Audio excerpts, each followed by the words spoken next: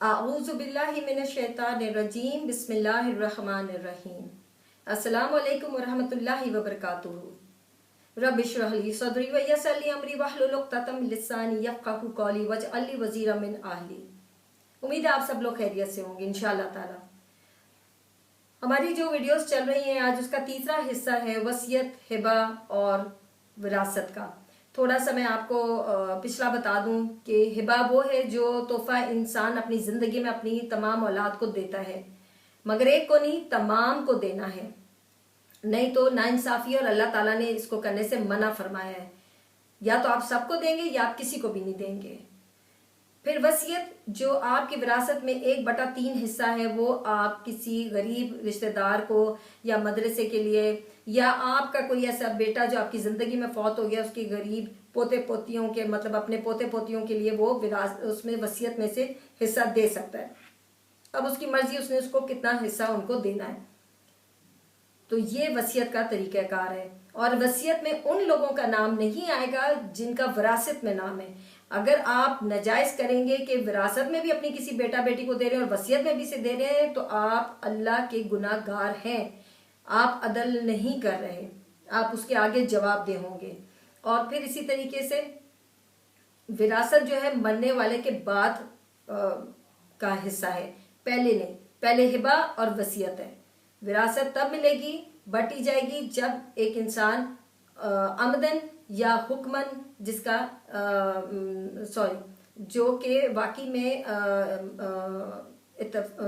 इंतकाल कर गया हो या फिर हुक्मन अदालत की तरफ से उसका आ गया हो कि हाँ ये नहीं मिल रहा और अब इसको इसकी मौत वाक़या हो गई है, उसको उसके अंदर शुमार कर दिया जाता है। तो इस तरीके से फिर इसी तरीके से अगर कोई कत्ल कर दे अपने बाप का या बेटा बाप का या बाप बेटे का तो वो विरासत से बाहर हो जाता है।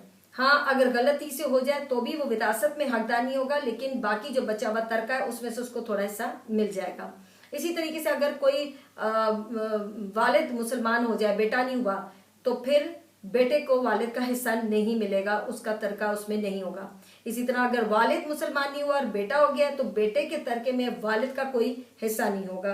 तो ये छोटी मोटी चीजें हैं जिनको दिमाग में रखना बहुत जरूरी है। और जब इंसान मरता है तो उसके पैसे में से सबसे पहले जो उसका फर्ज निभाने हैं वो है उसका कर्ज उतारना है, उसकी ज़कात है तो वो उतारनी है, उसके कोई रोजे छूट गए थे जिन दिनों में वो रख रहा हो या सेहतमंद हो तो उसका फिदिया देना है। और उसने अगर किसी के साथ कोई लेन देन किया हुआ है वो आपने उसको पूरा करना है। और उसकी कोई नज़र न्याज है वो आपने पूरी करनी है। और ये बात याद रखें अब सब कि कोई भी लेन देन करें लिखत पढ़त जरूर करें, नहीं तो बाद में बहुत मसले मसाइल आ जाते हैं। और कर्ज जरूर उतारना है उस इंसान का, क्योंकि अगर कर्ज नहीं उतारा तो वो तो शहीद का भी माफ नहीं है तो फिर उसका भी माफ नहीं होगा। तो ये बहुत जरूरी चीजें हैं। अच्छा, अब जो है ये सब बातों के बाद मैंने बताया था जो रुकावटें थी कि दीन का हो गया, कत्ल का हो गया, इस तरीके से उन सब के बाद तकसीम कैसे होगी। असहाबुल फुरूज इनके हिस्से मुकर्रर अल्लाह ताला ने कर दिए। 1/6 यानी कि छठा हिस्सा, 1/3 तीसरा हिस्सा, 2/3 2/3 हिस्सा, 1/4 1/4 जिसे कहते हैं चौथा हिस्सा, 1/8 8वां हिस्सा और 1/2 यानी कि आधा हिस्सा विरासत का। ठीक है, अब ये 10 हैं। ठीक है, असहाबुल फुरूज कौन है? वो 10 किस्म के लोग हैं। कैसे? असूल उस आयत नंबर 11 के तहत जो सूरह निसा की आयत नंबर 11, अगर वारिस बनने वाले, ये नंबर 1 है, अगर वारिस बनने वाले बेटे और बेटियां हैं मुज़क्कर और मोनस तो बेटे को बेटी से डबल हिस्सा मिलेगा। हिकमत यह है कि मर्द पर इखराजात का बोझ है इसलिए अल्लाह ताला ने डबल हिस्सा दिया है। नंबर 2, अगर वारिस बनने वालियां बेटियां हों 2 या 2 से जायद तो उनको 2/3 माल का हिस्सा मिलेगा। अगर उसके वारिसों में बीवी माँ बाप हो तो और भाई ना हो तो बीवी को 1/8, माँ को 1/6 और बाकी जो बचेगा वो बाप को मिलेगा बतौर अतिया और भाई को भी मिल सकता है। फिर अगर मैयत के एक बेटी हो और भाई नहीं हो तो बेटी को आधी जायदाद मिलेगी। अगर माँ है, बीवी है और बाप है तो उनके मुताबिक उनको हिस्सा मिलेगा। अगर मैयत के वालिदैन दोनों जिंदा हैं, उनको सूरत में जबकि मैयत की औलाद मौजूद हो, चाहे बेटे बेटियां कोई भी हो, तो माँ को 1/6 मिलेगा और बाप को भी 1/6 मिलेगा। अगर मैयत के वालिदैन जिंदा हैं पर उसके अपने कोई औलाद नहीं है तो उसके वारिस बनने वाले उसके वालिदैन हैं। माँ को 1/3 और बाकी बाप को मिलेगा। अगर मैयत की औलाद तो नहीं है मगर भाई बहन मौजूद हैं जो जिंदा है, तो ये औलाद के कायम मकाम होंगे। अगर मैयत की कोई औलाद नहीं है, ना बेटी ना बेटी, और उसके भाई या बहन जो भी जिंदा है, 1 है 2 है 3 है, जो भी, वो उस मैयत के औलाद के कायम मकाम बन जाएंगे। और अगर उस मैयत की माँ मौजूद है तो उसे 1/6 मिलेगा। और ये विरासत तब मिलेगी जब मैयत का कर्ज उतार दिया जाएगा। उसकी वसीयत अगर उसने कोई की है वो भी अदा करनी है, ये याद रखें। फिर 7वां है मियाँ बीवी के जायदाद की तकसीम की भी 2 सूरतें हैं। अब जैसे अगर बीवी कोई फौत हो गई और उसके शौहर उसका वारिस बन रहा है, लेकिन उस बीवी की कोई औलाद नहीं, ना उसके इस शौहर से ना कोई पहले शौहर से, तो मौजूदा शौहर को आधी जायदाद मिलेगी।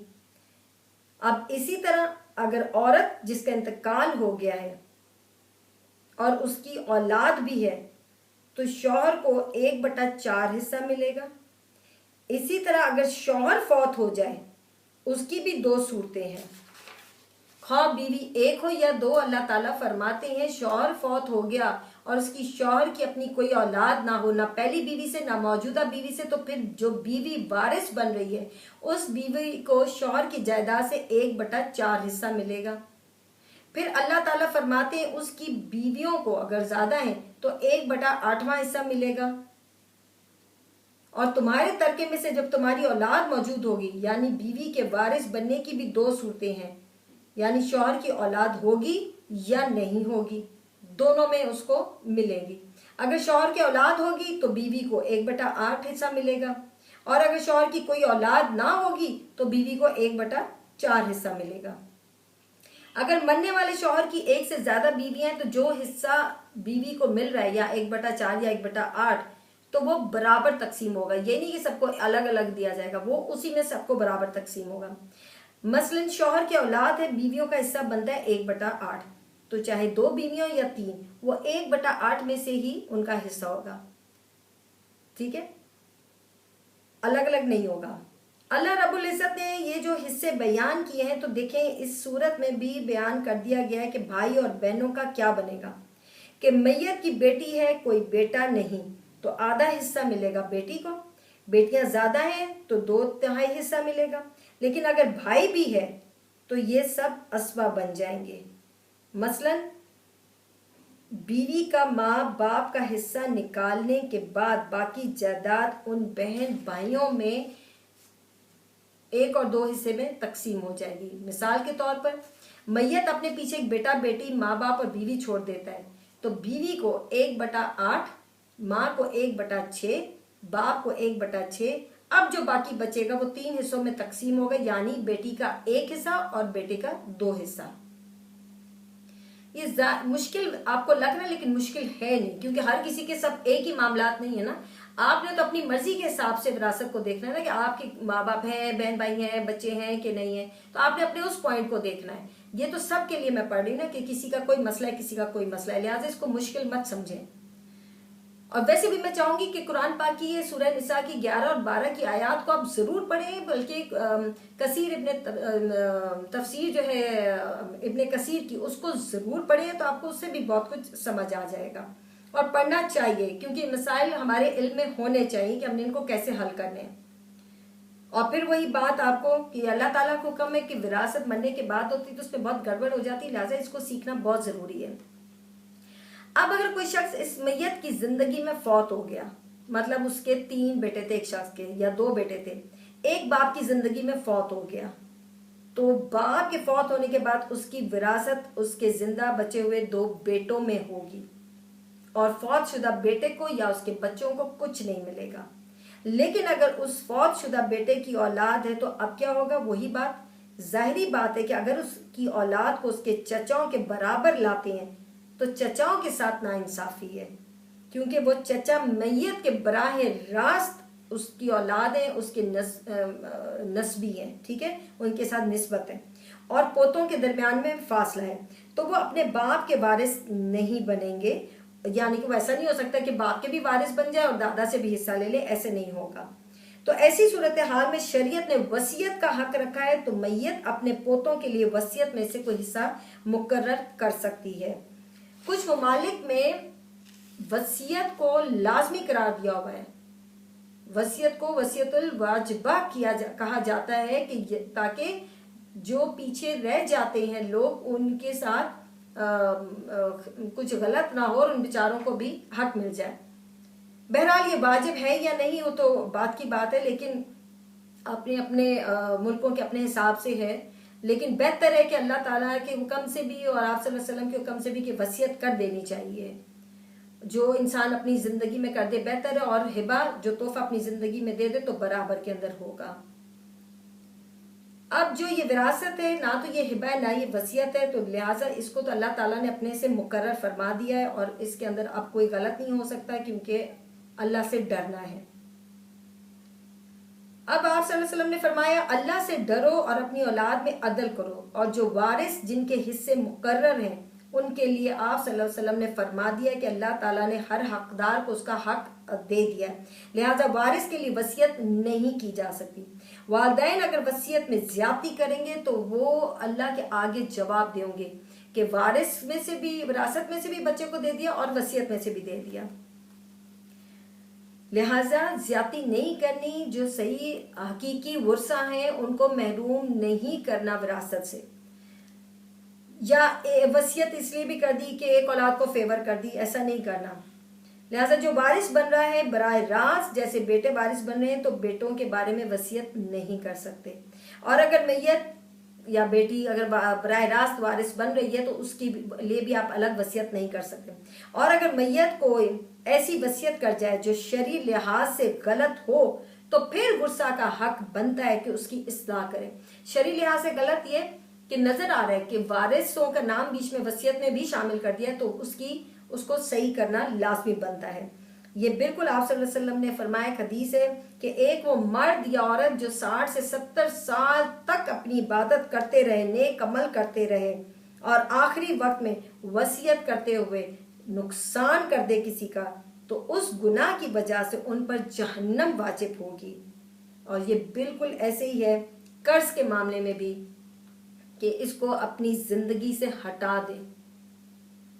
ये ऐसी चीज है जो इतनी भारी होती है कि उतरने का नाम नहीं लेती, और अगर किसी के ऊपर कर्ज है और अगर वो नहीं अदा कर सकता, उनके प्यारों को चाहिए कि अपने इन खूबसूरत रिश्तों की गर्दन छुड़ाएं और उनका कर्ज अदा करें। बाहर नेक नामी करने से बेहतर है घर के अंदर जो एक इंसान जिसके ऊपर कर्ज चढ़ा हुआ है उसका कर्ज उतारे, वो ज्यादा जरूरी है। उम्मीद है कि आप लोगों को समझ आई होगी, और जिनको नहीं समझ आई वो मुझसे राब्ता कर सकते हैं, लेकिन मैंने फिर बताया इसमें परेशान नहीं होना। जिसका जो हिसाब है वो अपने पॉइंट को देखे, सारे पॉइंट्स पढ़ने की आपको जरूरत नहीं। आपके अगर वालिद या वालिदैन नहीं है और आपकी औलाद है तो अब कैसे बंटवारा होगा? आपकी अगर औलाद नहीं है और वालिद वालिदैन जिंदा है तो कैसे बंटवारा होगा? आप उन पॉइंट्स को देखें, आप सबको ना पढ़ें, जो आपकी जरूरत के तहत आप उनको देखें, फिर आपको कोई कंफ्यूजन नहीं होगी इंशाल्लाह ताला। और उम्मीद करती हूँ कि आपको समझ आई हो। आप सब अपना बहुत ख्याल रखें, खुश रहें, खुश रखें। खुश रखना ज्यादा जरूरी है, दिल को सुकून मिलता है, दिल से नफरतें खत्म होती हैं। अस्सलाम वालेकुम व रहमतुल्लाहि व बरकातुहू।